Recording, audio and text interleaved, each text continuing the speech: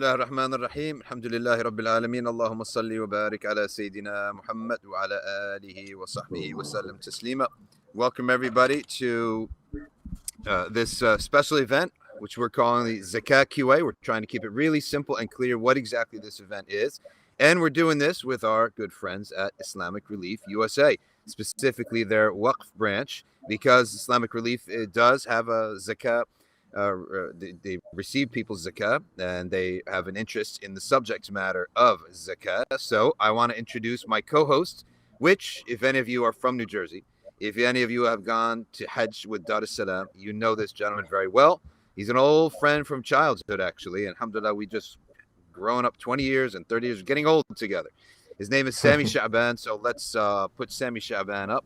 And Sami Sha'ban is the Islamic Relief Waqf representative. So if you have any questions on what Islamic Relief does with the zakah money and how they handle it, they have scholars. They make sure the zakah goes to its recipients. So you should not worry about that. And Safina Saadi, we're on the side of knowledge. We're interested in, we don't accept zakah, but we're interested in transmitting and educating everyone on the where zakah goes, what you pay it on, what you have to pay it on, what you don't have to pay it on, etc., etc. And with that, we're bringing a specialist. But before we introduce our specialists and our guest, Sheikh, today, I want to turn over to Sami Sha'ban. So if you want to tell us anything about Islamic Relief Waqf and all about that angle of the organization. Bismillah. Inshallah, jazakallah khair, Sheikh. Bismillah ar-Rahman ar-Rahim, wassalatu wassalamu ala Sayyidina Muhammad wa ala alihi wa sahbihi wa sallam. May Allah bless this gathering and let it be a means for us to fulfill one of the core obligations of Muslims in the Ummah, which is fulfilling the rights on our money and on zakat. And Islamic Relief has been an organization that many people know for over 25 years. And in the past 5 years, we've launched the endowment, the Waqf, in which we are now taking funds and investing them. And so that in the future, we can use the investment proceeds to then fund more projects. And so think of it almost like when you give directly to the recipient, you're giving them the apple from the tree. But when you give to the Waqf for an endowment, you're planting a seed that will grow a tree that will yield many, many apples into the future for those same recipients, inshallah. And so we've launched it about 5 years ago, and alhamdulillah, it's growing, and there'll be a short video on it later, but I'll pause there, inshallah, and let's kick it off, Sheikh. Right back to you. All right, wonderful. So anytime that we have at Safina Saadi money matters that we want to ask, we go to our main man, who is Sheikh Taha Abdul Basir. Sheikh Taha, we know him. He's been on the podcast. He's come to NBIC. He's studied traditionally with Islamic scholars abroad in Yemen, in many different countries. He's also completed a PhD on the topic at Harvard University. He graduated from there. He's basically Harvard through and through. And so that tells you about his academic credentials as well. He works in the field of Islamic finance. So he's somebody who is Ahl al-Dhikr in that sense. He's always working on Islamic finance related matters. So without any further delay, let's introduce Sheikh Taha. And right away, right off the bat, we already have questions coming in. So Sami, inshallah, you got the first question. So welcome to the program, Sheikh Taha. Assalamu alaikum wa rahmatullah. May Allah Azza wa Jalla accept. Ameen, ameen. Inshallah. So Bismillah, Sheikh. We're gonna hit you right up. This is no rest for the weary, but this is a very relevant topic. Over the past year, cryptocurrency has really become very popular. And so there's a question around cryptocurrency. What do I have to pay in zakat on my cryptocurrency? Does it depend how long I hold it for? And does it depend on my intention when I'm investing it? Bismillah ar-Rahman ar-Rahim. Alhamdulillahi Rabbil Alameen. وأفضل الصلاة وأتم التسليم على سيدنا محمد وعلى آله وصحبه أجمعين أما بعد. So yes, zakat is due on cryptocurrency, such as Bitcoin, that one has acquired.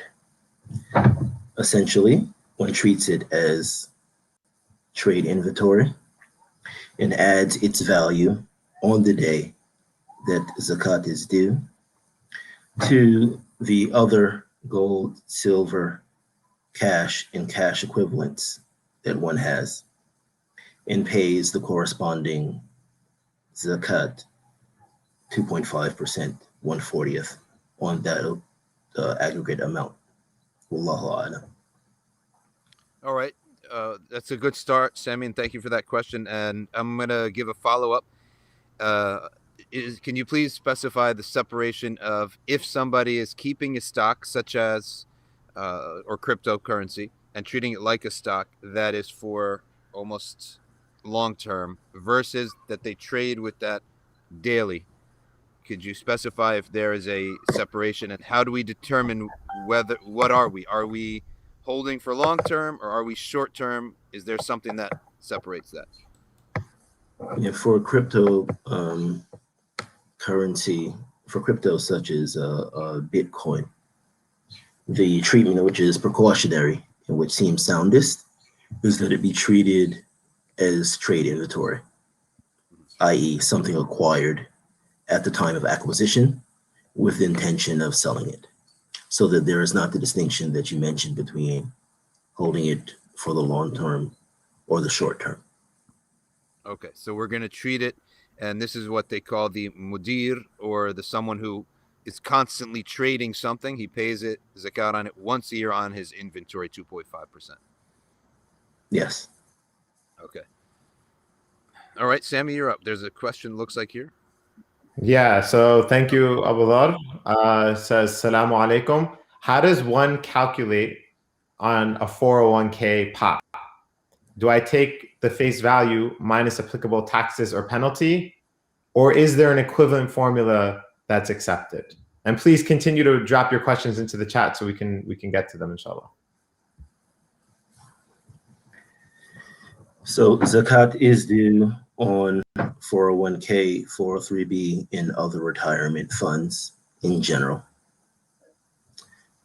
One calculates zakat by adding the amount of zakat, the amount of funds in the 401k to the other cash that one has, and 2.5% on the entire amount. Now, as for the time of payment, if one has resolve, then the precautionary approach is that it be paid every year. If one lacks the resolve to do so, or otherwise finds it quite difficult, then one can pay it at the time of access to the retirement funds. There's a diversity of opinion as to whether at the time it accesses the funds, one pays it once or pays it for subsequent for the intervening years. Okay, great. And we have a question from Ramiz. Ramiz, who I think I might know from Tom's River. He says, business assets. I'm a co-founder of a company with cash in the bank, working capital, accounts receivable plus payables from ongoing operations. Is this zakatable? The cash plus the receivables minus the payables? Yes, in essence, the formula that has been mentioned is correct. A business is a partnership. Zakat is due on funds in a partnership. The zakat may be paid on the level of the partnership, the business, meaning by the business itself, on behalf of the shareholders, or it may be paid by each one of the shareholders, in which case it is essentially that shareholder's fraction of ownership times the entire zakat that would be due on the business. And as was mentioned in the question, the zakat basis would be cash equivalent, accounts receivable short term, and accounts payable subtracted therefrom, those that are immediately due. So just as a clarification, if a person owns a business, we don't have a separation that the business is a separate entity. If you own the business, that is your money, essentially, and you owe zakat upon it. an important difference that applies here and applies in other masail that's useful to understand is the difference between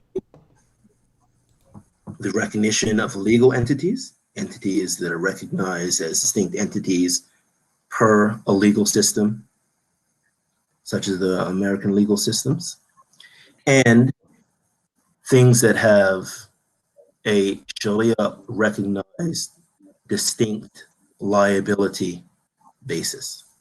Human beings have a liability basis, i.e., rights may be attached to them and obligations can be due from them. Just because a legal entity exists does not mean that the obligation to discharge liabilities that adheres to the person originally has moved from the person to that legal entity. In the case of a business, a company is recognized as a form of Sharia recognized partnership, and the issue of payment of zakat on mixed assets in a partnership is a known issue that has been treated for some time. It's treated as we just mentioned. Okay, excellent. Sammy, you're up. Yeah, so referring back to the crypto question, Hamza Qureshi, shout out Hamza, is asking if the zakat that's payable is due with the fluctuation of cryptocurrency is due at the time of the investment, or when should that amount be determined, that 2.5%? Zakat for the crypto is due at the time of the due date for the gold and silver and cash the one has that it is due. So whenever one's zakat date is, on that date, one aggregates sums, one's gold, silver, and cash, and cryptocurrency, and pays 2.5% on it. Okay, good. Next up, we have Omar Awan, who may or may not be related to our very own Sohaib Awan, who everyone knows inside the Safina Society.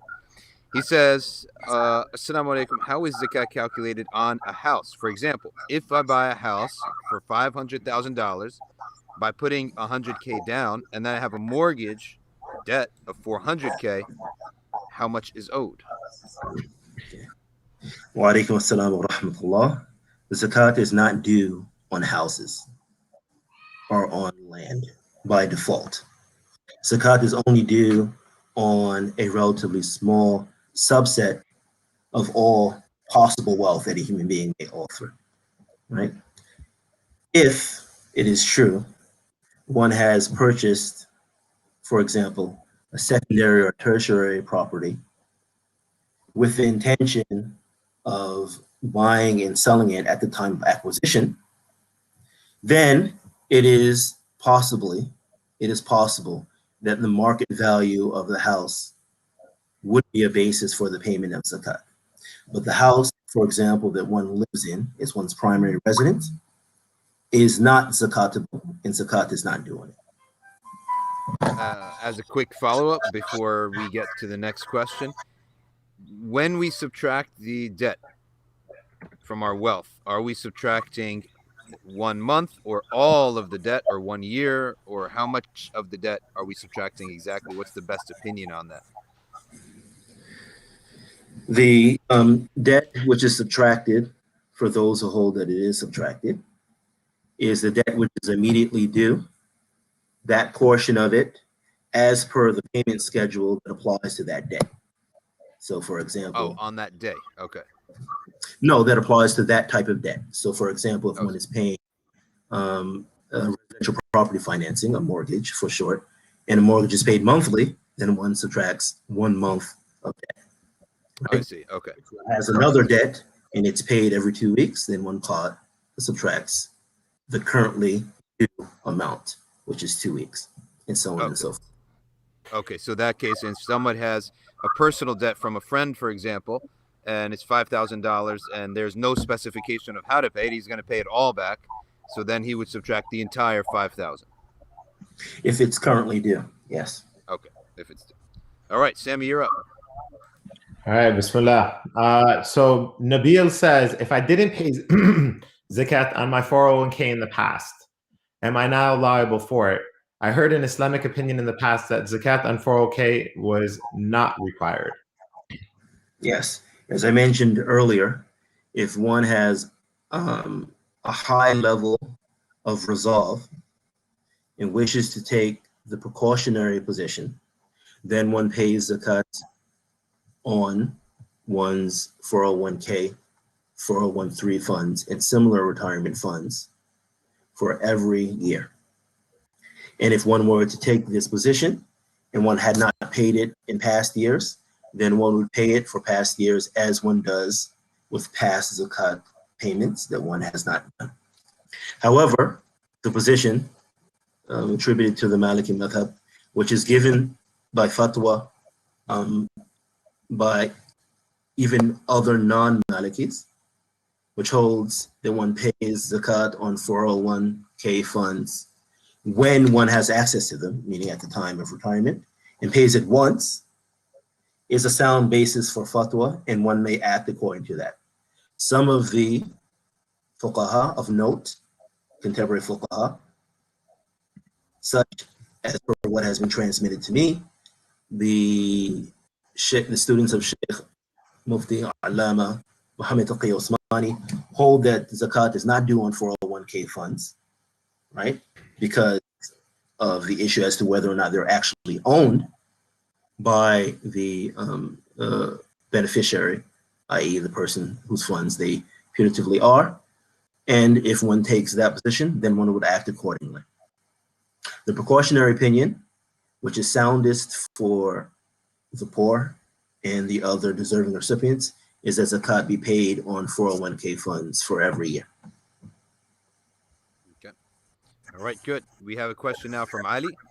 If holding stock with intent to hold very long term, 15 plus years, for the purpose of collecting the dividends, do I pay zakat on the market value of the stock or just the dividends received? Very good question from Ali. You pay zakat on the market value of the stock and the dividends received. He was going to wish he didn't ask the question. All right. Well, all right, Sam, you're up. From Amr Mamin in Central New Jersey, who's also a board member on the Waqf. So shout out to Amr. How does one calculate zakat if invested in illiquid private equity funds where they don't expect distributions until 5 to 7 years? Mm-hmm. One gets access to the financials and pays on the money, such as working capital, cash equivalents, accounts receivable, immediate, near-term account, short-term accounts receivable, applying near-term payables as a subtracted entity. Okay, good. Marwa Hassan says, can we pay for a zakah for people who died, but we don't know if they paid their zakah or not? And how long shall we pay zakah for others who died? Yes, you may pay zakat for people who have passed away, per an opinion of Imam Ahmed, based and elaborated from the hadith, وَدَيْنُ اللَّهِ أَحَقُّ أَن تُؤَدَّى or أَن يُؤَدَّى. That is, the holds that zakat is like a debt due to Allah Azza wa Jal, and that it's paid as per that opinion. One makes one's best estimate to calculate the amount due, and then proceeds accordingly, acting precautionarily, if one takes that position. Great. All right, Sammy, you're up. Great. So Sumra Raja says, is zakat due upon jewelry one wears day to day? No, zakat is not due on jewelry that otherwise would be zakatable because it's gold and silver that one wears day to day, provided that the jewelry is not zakatable for reason other than being gold and jewelry. For example, being, trade inventory, in which case it's unlikely that one would wear day to day, but it's conceivable to think of a situation in which that's the case. So in summary, no, zakat is not due on gold and silver jewelry the one way that a woman wears day to day. This is an issue of a well-known diversity of opinion among the fuqaha. So if one asks the question of a mufti upon whom one justifiably relies and gets a separate, different answer, then this is to be expected. Okay. She also asks, do we pay zakat on accounts, savings account and the checking account? Yes. Okay. If both of the accounts together meet or exceed the zakat exemption limit. Nisab. Good. All right, Sammy, you're up. Great. Our very own David Hawa from Islamic Relief has asked, can you donate stock for zakat? Zakat is a portion of certain types of wealth, which in general is transmitted to certain types of deserving recipients once that wealth meets certain exemption limits and has other characteristics that we can discuss. Okay. Stock, if the stock, as we've said previously, is zakatable, and we have said that it is, one pays the zakat on stock in money, right? In gold and silver, it's in its current equivalent in money. So zakat on stock is paid as money. One does not pay it as zakat. So one cannot pay zakat in the form of stocks. Okay. I know this does not say that one cannot use stocks for other praiseworthy, general charitable purposes, such as using them as the basis for a donor advised fund or a trust or to contribute to a waqf or the like. But with regard to zakat, zakat on stocks is not paid as stocks. Zakat on equity is paid as cash. Wallahu a'lam. Okay. Similar question from Sayyid Rafi'. Let's say someone does not have the cash to pay zakat, but for example, maybe their stocks are quite sizable and doing well, but he doesn't have the cash to pay for his zakat. What does he do? He or she pays when he or she can. Okay, so he treats it as a debt and puts it later. Mm-hmm. Okay, great. Back to crypto world. We have a few questions. I might package them for you. But Asim Khan says, I bought crypto in December and January, and it has appreciated, alhamdulillah. I pay zakat in Ramadan. To clarify, because some of the gains have been less than a year, do I pay zakat on the capital I put in and not the gains? And if so, No. for next year, do I pay on the total crypto balance minus taxes if I withdraw? You pay zakat on the entire value of the crypto, adding it to the value of the cash, gold, and silver that you have. You pay 2.5% of the sum. And that's even if they've held it for less than a year at this point. Yes, this is on the basis that cryptocurrency, so-called, such as Bitcoin, is trade capital, and it's not actually currency. Right? Now, someone who holds a cryptocurrency as currency would treat it accordingly, right? But I do not. I hold that cryptocurrency is the mathman, that it's the counter value in a purchase transaction, right? And that its default, practically speaking, is that it's acquired for the purpose of selling it in order to benefit from its appreciation. And therefore it's treated as trade inventory.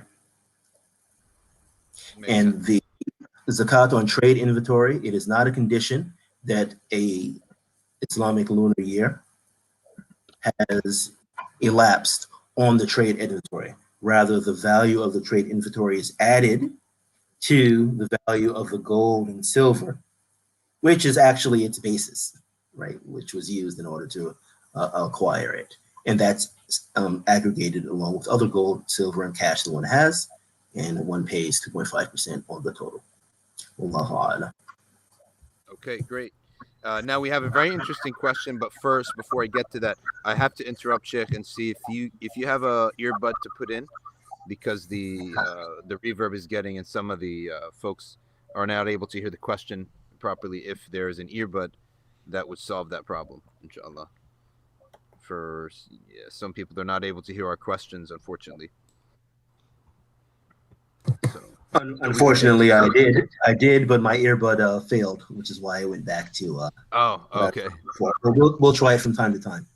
Okay. Another suggestion might be, Sheikh, that while we're asking the question, perhaps you mute yourself and then unmute yourself to speak. That might help as well. Okay, good idea. This question is from Muhammad Ishtiyaq Khatri. Is zakat applicable on HSA accounts?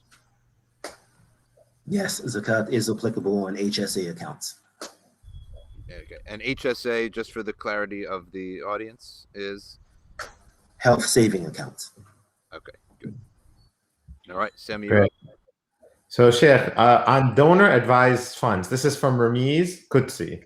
And thank you all for the fantastic questions. I mean, you're making this such a valuable session, mashallah. But for donor advised funds, can an individual set up a donor advised fund from sudden income inheritance 1 year and use it to pay future zakat obligations on an annual basis?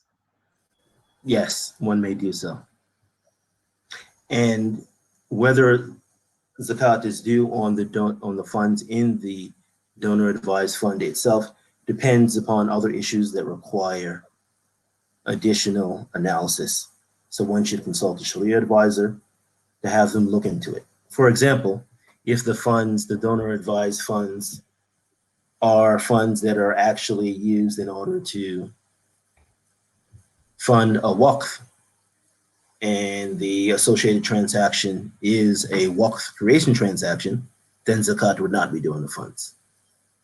But if that's not the case, then even though legally the contribution is irrevocable, that in itself does not necessarily mean that Sharia-wise, that one does not remain the owner of the funds. So one should assume that zakat is due upon the donor advised funds, unless there is a basis for assuming otherwise. One should consult a recognized expert in the application of the determination of the Sharia to financial matters, and consult him or her in order to ascertain what's the case. But as for the question that was asked, which is whether or not zakat, whether or not payments from the DAF, from the donor advised funds, can be used to pay future zakat obligations, then the answer is yes, insofar as the money, which is in the donor advised fund, is a portion of the cash that one has, right? And when one has different amounts of cash in various different locations, one can pay zakat from any one of them. Okay, great. Great, thank you. This question is from Harris Amin, and he asks, for crypto, you have to pay capital gains tax. Should that be deducted? And is the 1 calendar year rule apply? No, it should not be deducted. That's precautionary and best for the poor. I got you. Okay. And the other recipients.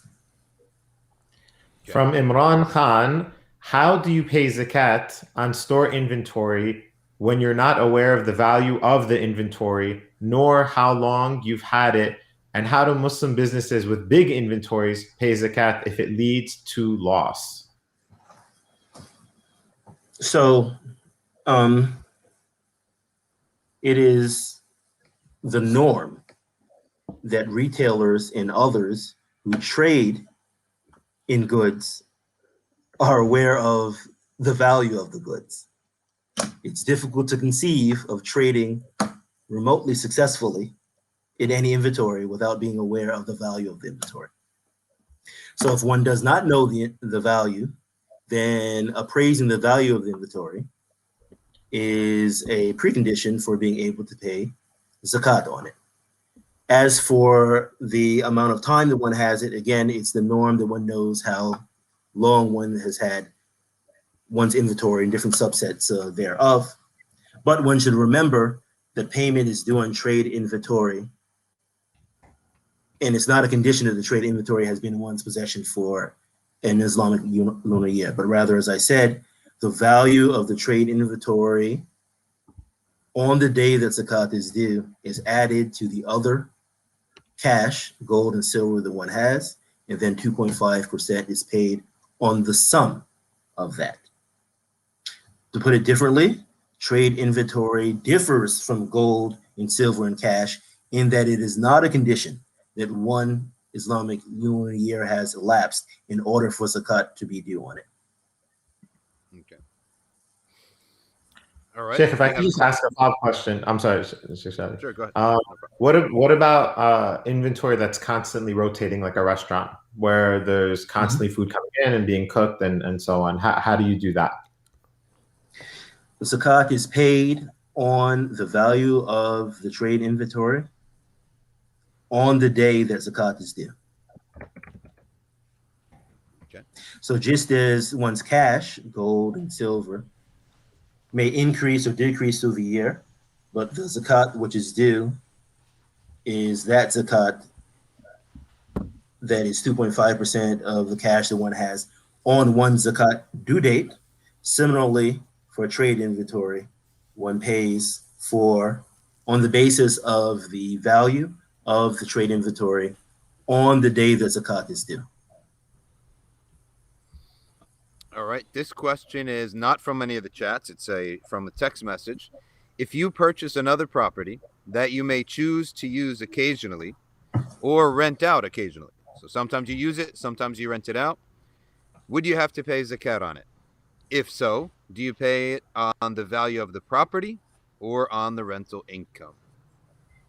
No, you would not pay zakat on the property itself, because as described in the question, the property is not trade inventory because it was not acquired with the intention of selling it and profiting from the gains to be made thereby. Rather, it seems to be a property that has been acquired in order to put it to multiple uses, among them to use it oneself, among them to rent it. In that case, such a property is not zakatable. It should be noted, of course, that the rental fees that come from it, cash, would be added to one's cash. And once those rental fees meet the conditions of zakat, meaning that when added to the rest of one's funds, they exceed the zakat exemption limit, the nisab, and an Islamic lunar year has elapsed on those rental fees, then zakat is due on them on the 2.5 1/40th, at the 2.5% 1/40th rate. Just quick follow up on that. If somebody has many different investments and money coming in, and it becomes very difficult for them to track what lunar year happened for each one, can they just dump it all into one pot? Yes, and the cash that comes in should be treated in that way. Okay, thank you. Just to piggyback off that last question, David Howell also asked, is there zakat on a rental property? So I don't know if it makes a difference that the intention is just to be a rental property. No, there is no zakat on the rental property. Although, as we mentioned, there is zakat if it meets the condition on the cash that one receives as rental fees. And just to follow up on that, is it the rental fees minus if there's a halal mortgage on the property? Is it the difference between the two? If it's a wash between the rental fees and what you're paying for it in terms of your debt amount, is there still zakat due on the rental fees? Zakat is due on the rental fees if the rental fees meet the conditions of zakat for cash, which would include, as we just mentioned, the year having elapsed on them, and when they're added to the other cash that one has, whether or not they meet or exceed the exemption limit. One applies the subtraction of the currently due liabilities for the rental properties, such as property financing, just as one would acquire the immediately due debts across the cash that one has. But there's no particular positioning of the rental fees coming from that property and the liabilities coming from that property that goes to answer the question as to whether or not zakat is due on the rental fees associated with the property. Rather, the rental fees are treated like any other cash that one has as income. And it's added to the rest of one's cash that one has. And on one's zakat date, 2.5% of the total cash that one has is paid as zakat. Okay, good. Sammy, quick question. Did you ask the question yet from Ramiz Qudsi on the donor advised funds? Did you ask that yet? Yes. Yes. We did ask that. Okay, good. So now we go to Abu Dhar Khan. He says, another clarification I seek. So I have been here in the U.S. for almost 2 years and living on rent. My home back in India is on rent. Meanwhile, so does that offset the rent here? I do not understand the question. Please forgive me. That's a failing on my part. No problem. So Abu Dhar, if you can clarify that. In the meantime, Elif is asking, Elif K is asking, all these answers that we're giving, are they madhab specific or do they apply to all the madhabs? No, the answers that I'm giving are not meant to be sound for all the madhahib, because for some of the questions, and in general, for many of the questions, or a significant portion of the questions in this topic, the topic of zakat, there is, alhamdulillah, a diversity of opinion, which is a manifestation of Allah's rahmah, across the madhahib with regard to the issues that are being asked. In general, the answers that I give will be informed by Shafi'i fiqh and then Hanbali fiqh. And for those that are issues that are contemporary issues, then they will represent the going opinion of essentially the world's authorities, primarily as they come together in academies, fiqh academies, on the application of fiqh, Islamic ethics and law to these contemporary issues, such as the OIC Fiqh Academy or the OAFI Sharia Board, the Accounting and Auditing Organization of Islamic Financial Institutions, or various specialty conferences brought together for the purpose of answering questions related to zakat that have been issued and published on behalf of a collective of fuqaha across the madhahib. Okay. So Ali bin Saad, local, Ali bin Saad, represent. Is zakat due on books that are used for a student of knowledge, but could be sold later on? This could also apply to college students who resell textbooks. No, zakat is not due in either one of the cases that you just mentioned. That a property could be sold later or is sold later does not make it zakatable. In order, in general, for property to be zakatable, it needs to have been acquired with the intention of selling it, meaning it's acquired with the intention of it being tradable, that to be traded, as is the case for the retail inventory of a retailer. Okay. If one acquires something and did not have the intention of acquiring in order to sell it later at the time of acquisition, but later sells it or later changes one's mind after acquiring it to sell it, then zakat is not doing it. So in summary, it's based on the first intention that a person has, or Yes. the biggest intention. Okay. Sure. We have a question from another Ali. How should I calculate zakah on rayats or real estate investment trusts? Does this differ from how I should calculate zakah on a rental property? Zakat should be calculated on the value of one's holding in the REIT, on the real estate investments trust. And one should treat it as one would treat, for example, one's holdings in a mutual fund or a similar investment fund.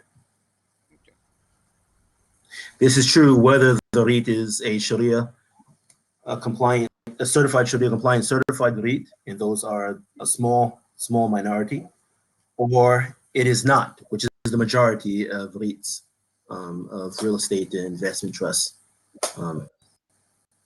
And one should be careful with regard to investing in such things. All right, good. Sammy, you're up. Jazakallah. So Brother Ramiz writes, purging interest, understanding that unavoidable riba should be purged. So that's just the understanding it should be purged. What is the best way of doing that? Is it okay to donate to Islamic charities, mosques, etc.? Can zakat be from this, given that the riba contributed to income? The best way to discharge funds that have come into one's apparent possession but are impermissible, such as fees that are interest accruals, is by giving them to general avenues of charity.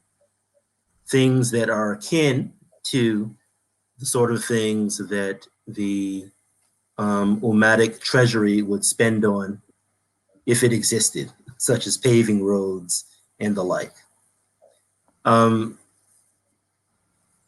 When one discharges such funds, one is not performing an act of sadaqah, and one should be aware of that.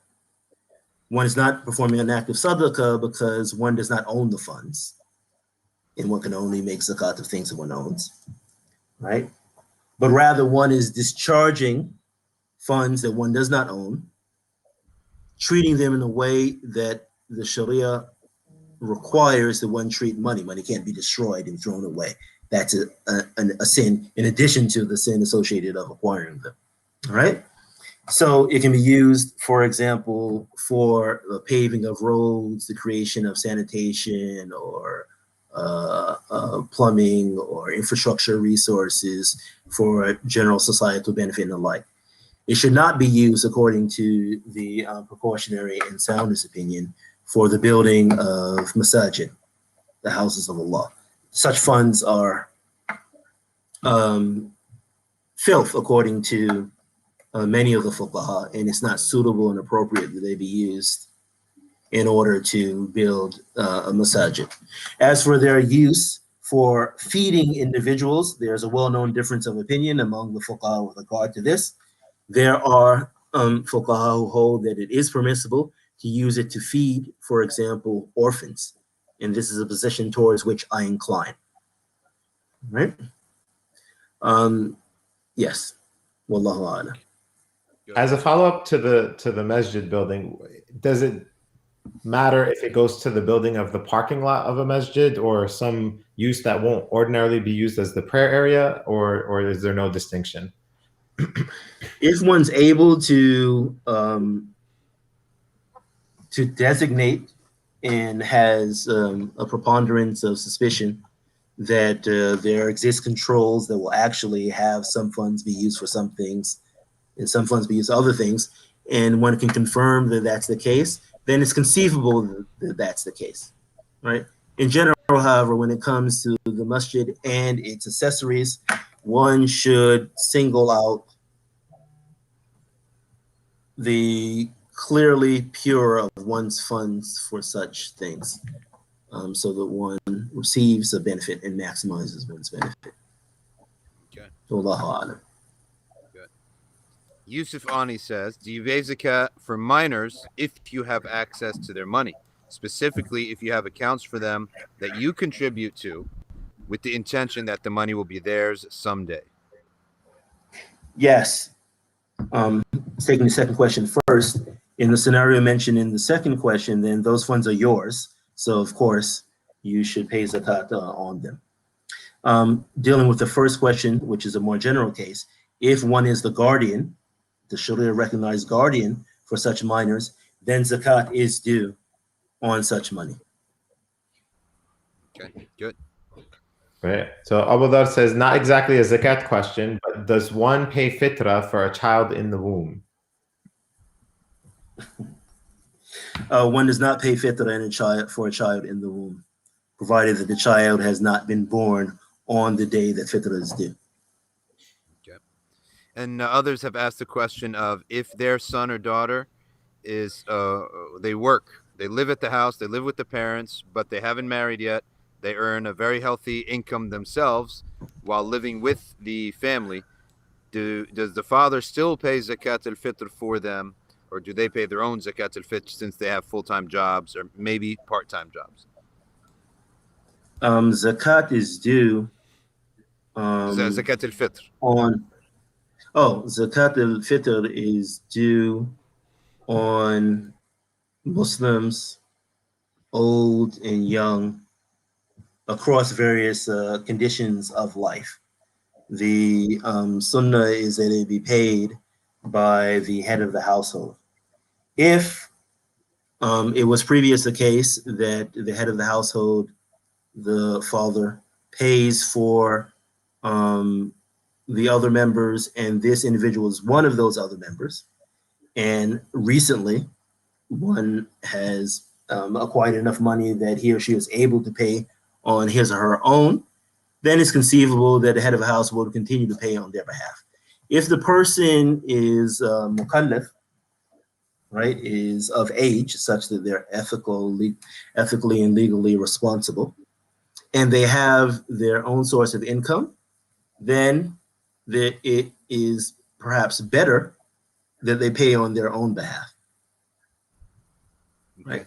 And if they are someone who may become the head of a household at some time in the future, then there's an additional advantage to this in that they begin to do something that they're going to have to do later. Wallahu a'lam. Okay, good. Sammy? So Z Shadow, I think asking in follow-up to one of the previous answers says, if you withdraw 2.5% from a taxable brokerage, the money is taxed by the US for capital gains at a rate of 10 to 20%. So then you would be paying more in taxes and not allowing the account to grow because a good return in a year is around 10%. And you're paying more in taxes just to pay your zakat, ? How is this fair? I'm not sure what the person means by how is it fair. Fair to whom? When one looks at the application of justice, and we'll narrow it here to giving every individual who has rights their due, among the issues, among the parties in play, when we're talking about paying zakat, are the just and deserving recipients of zakat. So how would it be fair to not pay zakat to them because of the difficulty that one may or may not meet because one suffers a tax penalty? As I mentioned earlier, money, zakat may be paid on monies from monies other than monies such as those that are mentioned in this example that are in an account where there's some sort of penalty or potential tax liability associated with withdrawal. So if one has money outside of the account from which one can pay the zakat, which is due on all of one's monies in sum, then this is a way that one could deal with this situation. But to zero in on your scenario, because this needs to be understood, the possibility of having one's money confiscated by a non-Sharia recognized entity does not in and of itself obviate and do away with the obligation, Sharia-wise, to pay zakat. And one should establish clarity on this matter, because one then runs the risk of not putting things in their proper priority, of being more concerned about consequence X when consequence Y, non-payment of zakat, is much greater in this world and the next. May Allah Azza wa Jalla save us from that. And not prioritizing consequences and being afraid of the small and not being aware of the huge and the large is not the action of sound thinking individuals. May Allah make it easy for us to do those things which are required of us, since the nature of our Sharia, of our ethical legal system, is that meeting its obligation is overwhelmingly associated with things which are down to our own benefit. Zakat, as is known, has the lexical meaning of increase, in praise, in growth, but also purification. It's known and recognized among the fuqaha that zakat is a benefit to those who receive it and those who pay it. Its benefit to those who receive it is perhaps clear. Its benefit to those who pay it is that it is tatir, it's a purification of what remains of their funds. Khudh min amwalihim, take from their wealth, sadaqatan, by which you pure them, mentioned in the ayah. Tutahhirun biha. The giving of zakat is a purification for the one who gives it. It is folly and a failure to understand zakat as zakat, and to understand the difference between zakat and, for example, tax, to conceive of zakat with one's heart and mind, not to mention it on the tongue, as though it were a penalty and a tax. And for this reason, the fuqaha of the Hanabila mentioned that among the adab associated with giving zakat is that when one gives zakat, when the giver makes it, the recipient makes a dua for the one who gives the zakat, and one of the siyaq, one of the forms of this dua is وَبَارِكْ لَكَ فِيمَا أَبْقَيْتَ, and may he bless you in that which remains, right? And purify it for you, mentioned explicitly in the dua, right? This is by way of reminding, again, the recipient and the giver that by giving zakat, one is not hurting oneself, rather one is benefiting oneself. This is a reality which falls under the general reality mentioned by the hadith of the Prophet ﷺ, that sadaqah does not diminish wealth, but the specific reality associated with the zakat, which is indicated in part by the name zakat, purification being one of the meanings thereof. Wallahu a'lam. That's beautiful. That's beautiful. We have an interesting question on drop shipping from Ali bin Saad.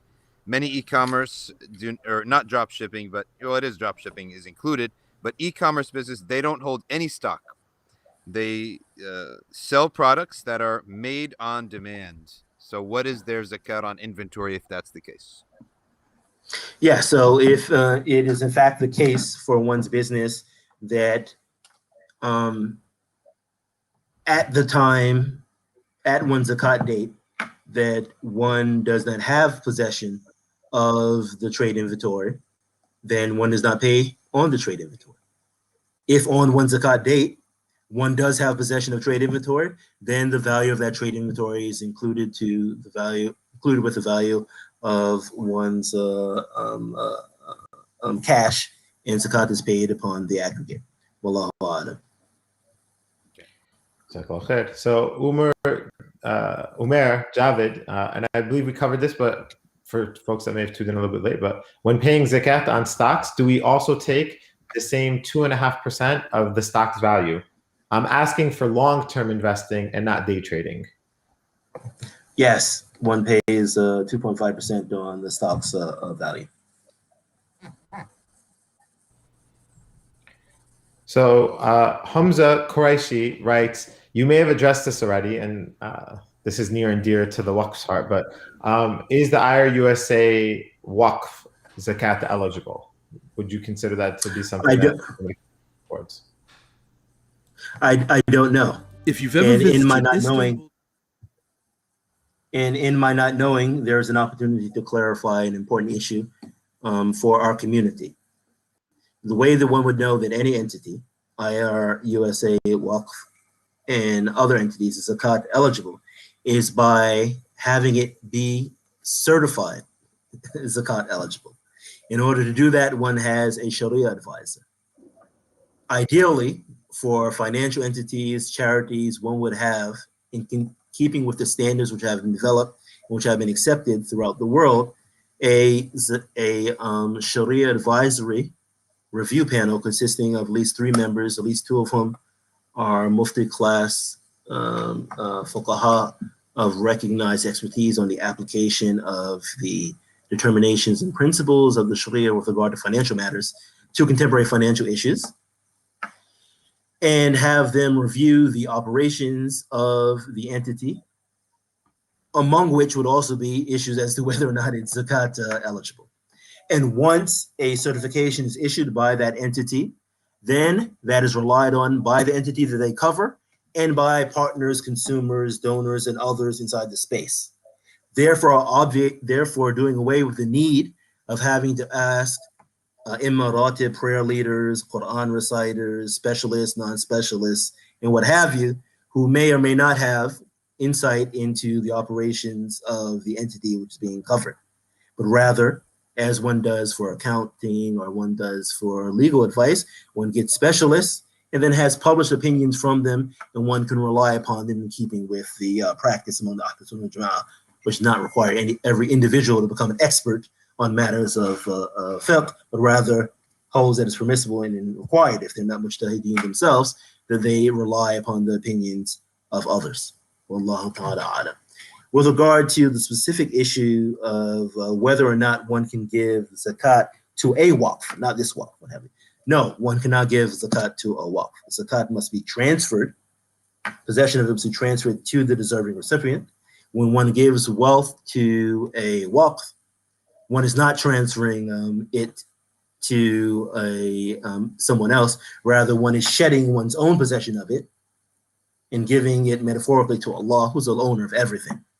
That those funds may be used for recipients down the line, or rather profit, what's made from the investment of those funds may go to the class of recipients who may also be zakat recipients, does not mean that it's allowed to pay zakat to a waqf. The waqf is a crucially important solution to many of the issues that challenge us ummatically, and this community in particular.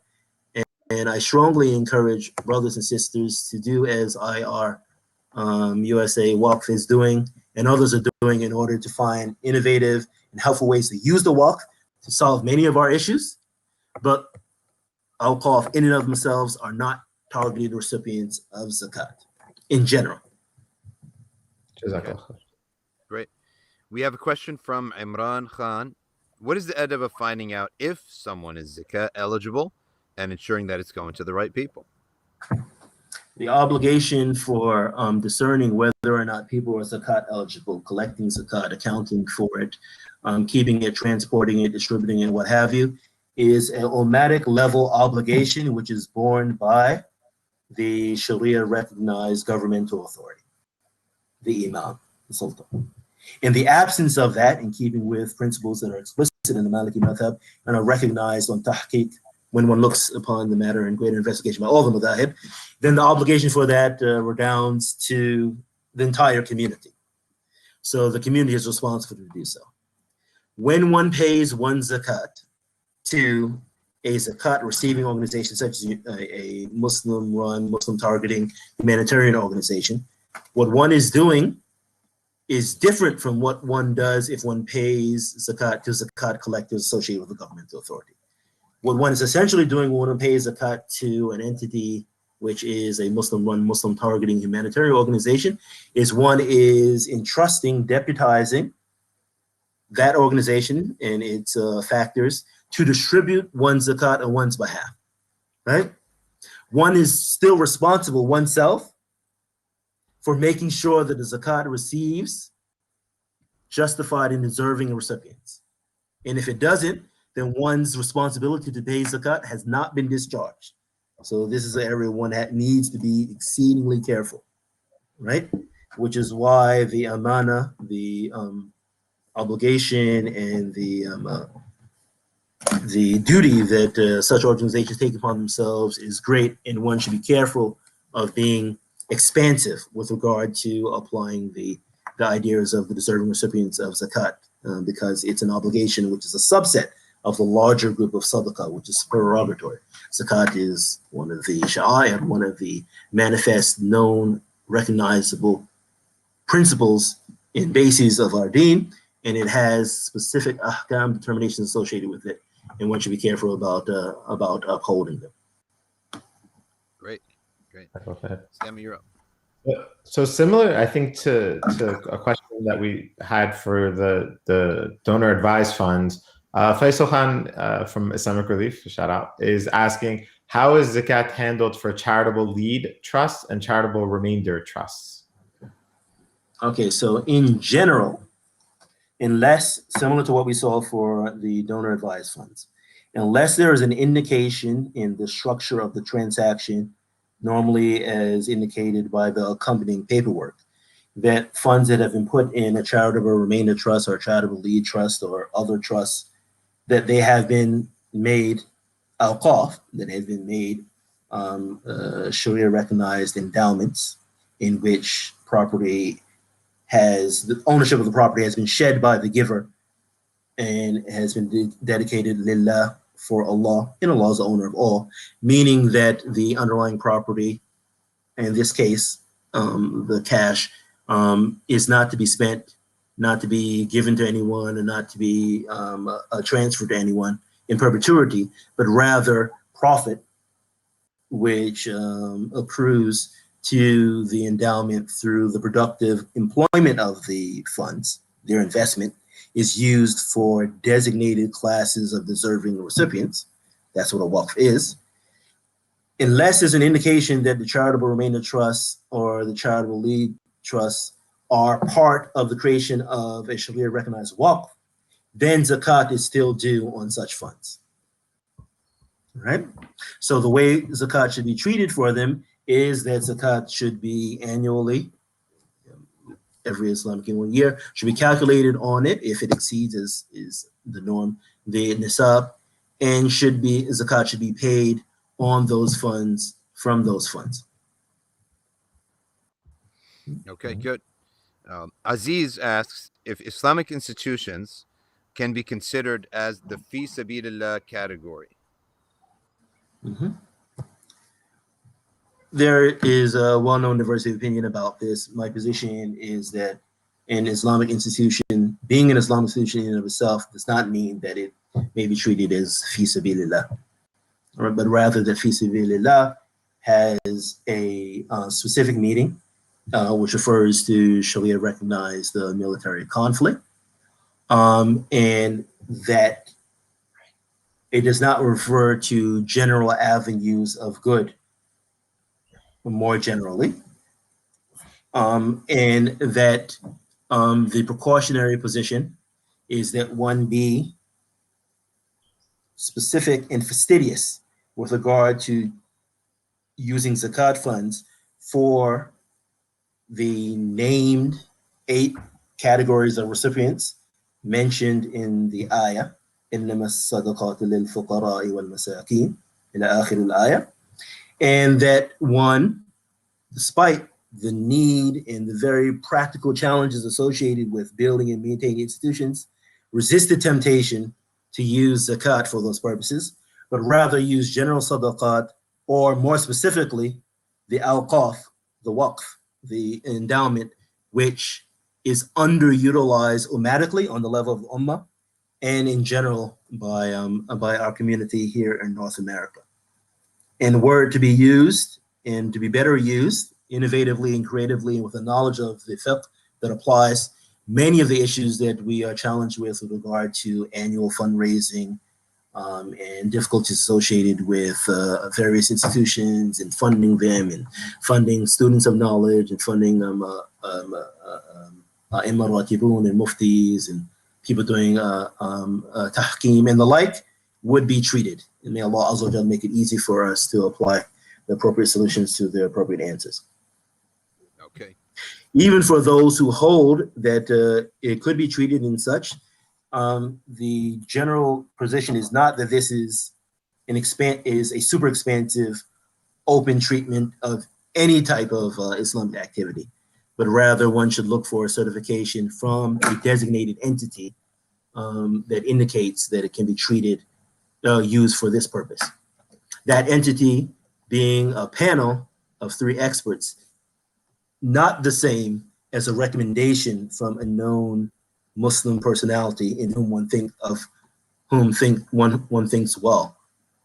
There being a difference between one and the other. Allah. Good.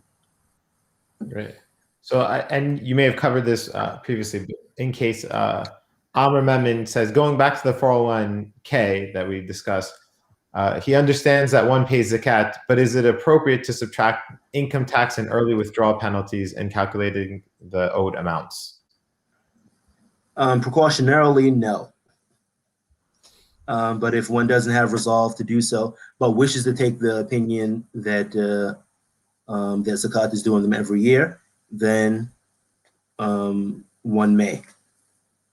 Of course, if one takes a position that they're paid after one receives them, then one will only receive them after, well, then no penalties will be applied, and they will be taxed at the appropriate tax rate. At which point, one also preferably does not apply the tax as a liability to the funds. All right, A so precautionary approach to the payment of zakat increases the benefit for the poor and indigent and the other recipients of zakat. Okay. All right, so we have now a question on collectibles. People have collectibles that one day may be sold, but they have them because they enjoy to collect them. This is from Sohaib Wan. Is zakat due on this paraphernalia, sport and film collectibles, and how is their value determined? If one did not acquire them with the intention of selling them, as is the case with a retailer or a trader with trade inventory, then zakat is not doing them. Not due. Okay. All right, Sammy, you're up. Great. So Ahad Abbasi says, so if I understand correctly, a conservative approach is that zakat is due on the 401k complete face rather than the portion that you can access on the date that you pay the zakat. So I think this is just clarifying. If you have retirement funds and you are able to access the retirement funds, right, without penalty, then zakat is due on them the way they would be due on any sum of money. All right. If in the case of the 401k, because one hasn't reached retirement age and one can't access the funds without a penalty, then as I mentioned before, if one's a person of high resolve, then one pays zakat every single year. This is a position which is apparently the position of fatwa of the Shafi'i madhab. Okay. A position which exists with the Maliki madhab is that one pays zakat when one has access to the funds, meaning at retirement age, and pays just once for that. Okay.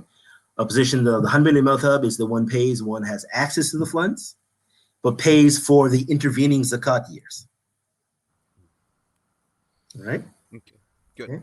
So again, if one wants to take the high resolve position and pay every single year, one would pay, yes, for the face value of the 401k.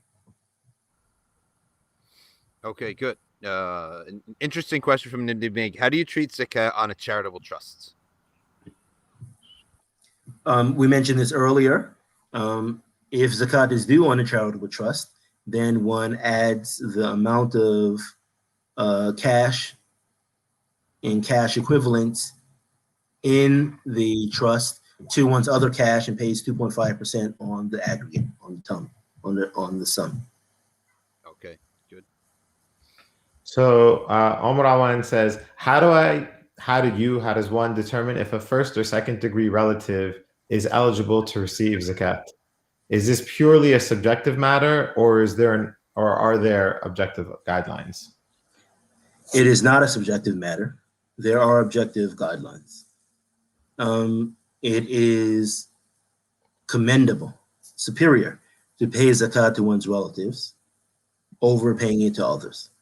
It is not permissible to pay zakat to any relative whom one is required to take care of by the Sharia otherwise. So one may not pay zakat to one's children or to any of one's descendants, meaning one's grandchildren or the like, right?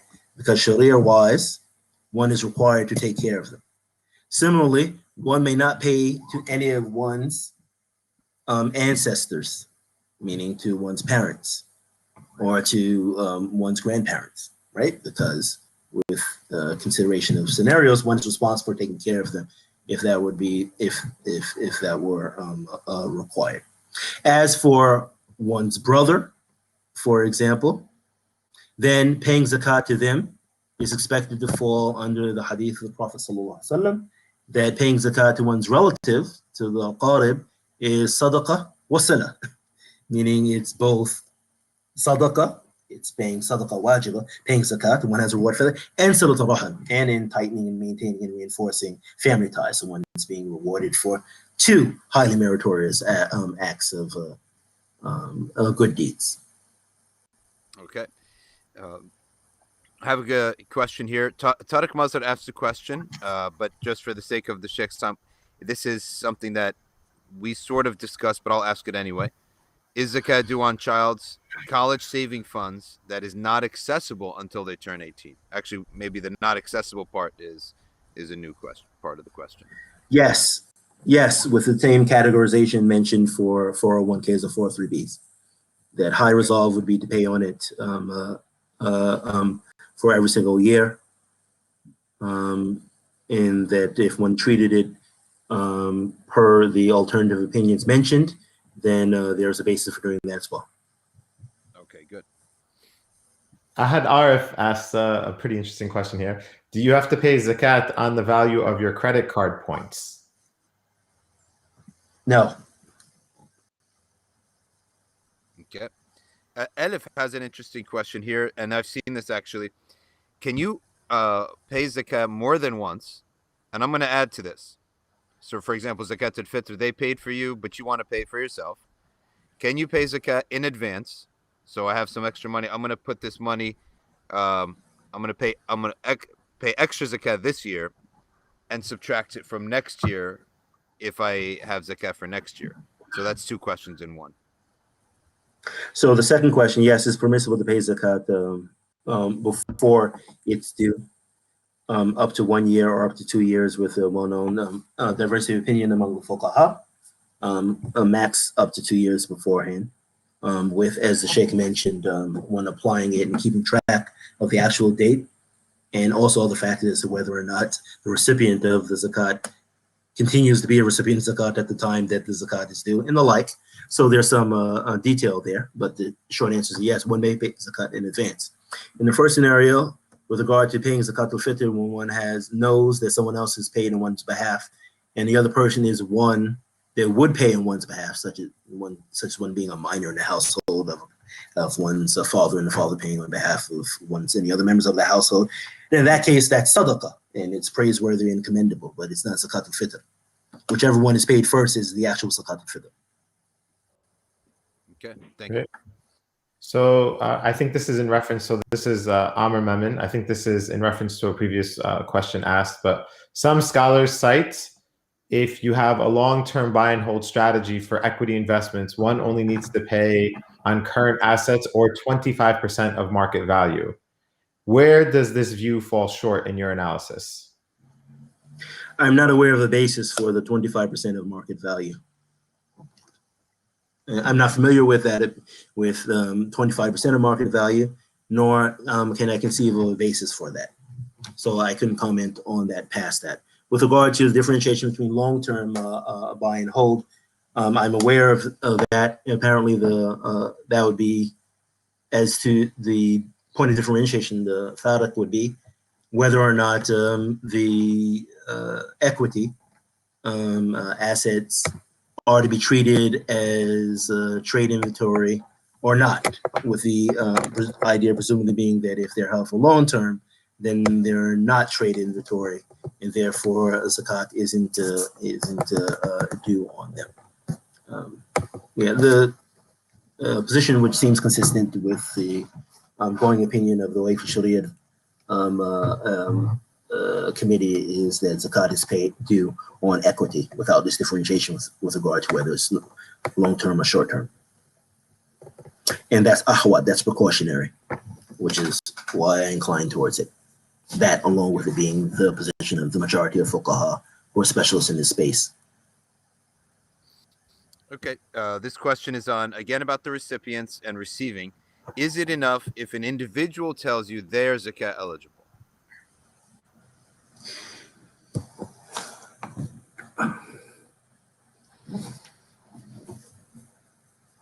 As a matter of fiqh, if a person tells you that they're zakat eligible and there are no obvious factors which run counter to that, then one can rely upon their opinion with regard to giving them of your zakat.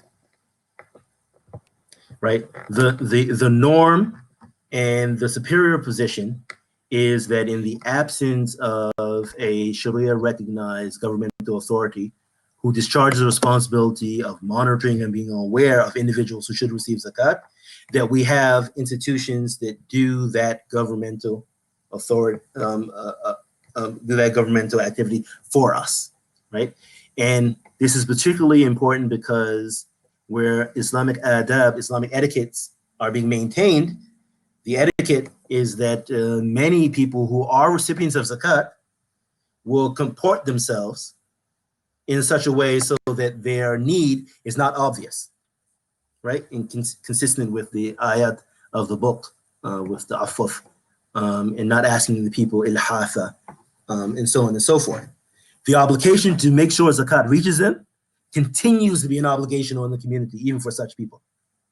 Even if they're comporting themselves in such a way that they don't ask or they don't manifest themselves. As Ibn Umar says, when speaking about one of the positions of tafsir with regard to the difference between the faqir and the miskin, a position attributed to Abdullah ibn Umar radiallahu ta'ala anhuma, him and his father, is that the faqir is the person who has nice clean clothing and doesn't have the marks of need on him, and you wouldn't know because he didn't ask people. It's still an obligation to give zakat to such people. So we need to be careful about this.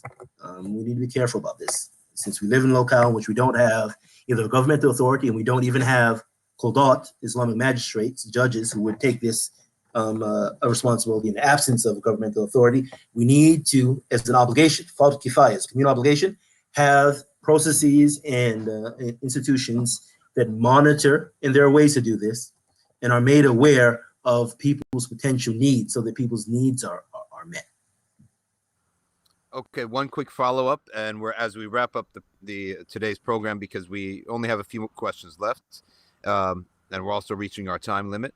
But the follow-up here is, someone maybe have many assets and was wealthy, went into a bad business trade, and now are on the zero in terms of their cash, but they have assets such as cars and homes and things like this. Are they bound or obligated to start selling their assets before receiving zakat?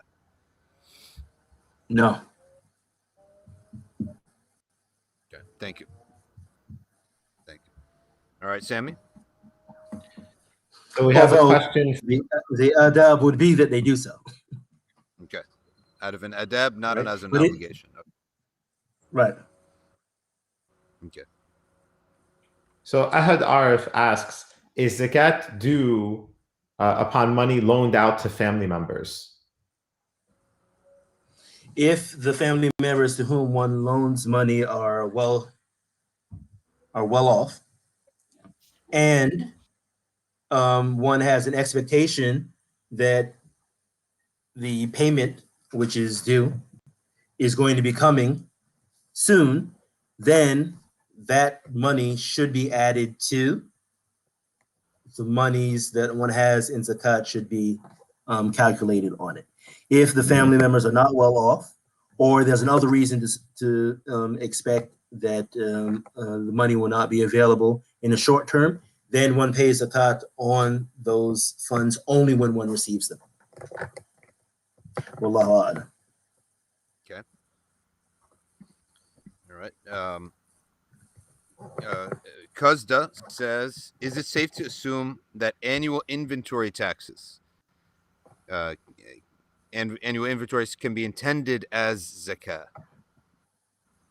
But then they won't go to the right recipient, though. Right? I don't know. I don't understand the question. What is like meant by saying that annual inventory taxes? Okay, we'll see if there's a clarification. In the meantime, Marwa Hassan says she brings up a fatwa and she'd like your comments on this fatwa.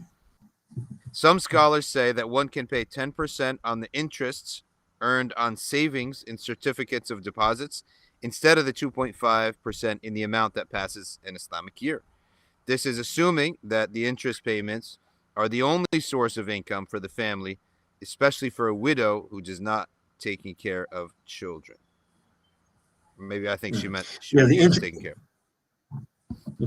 The interest that one receives on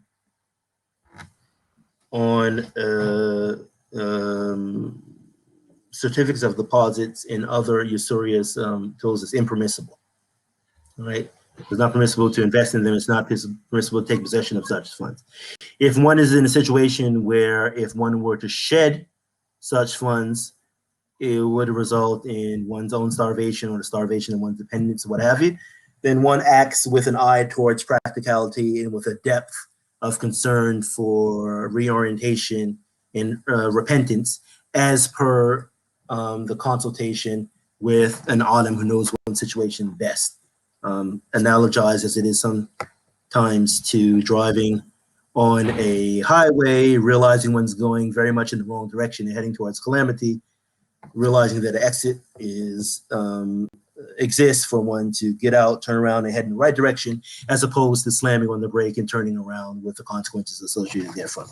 Right? One should be both fully aware of the fact that it's impermissible, fully heartbroken with regard to wanting to divest oneself from them, without throwing oneself into the Sharia recognized harm associated with not having food to eat, not having a place to live, so on and so forth. With regard to the position she mentioned with regard to paying 10% on the interest, paying on service instead of 2.5%, I'm not aware of this.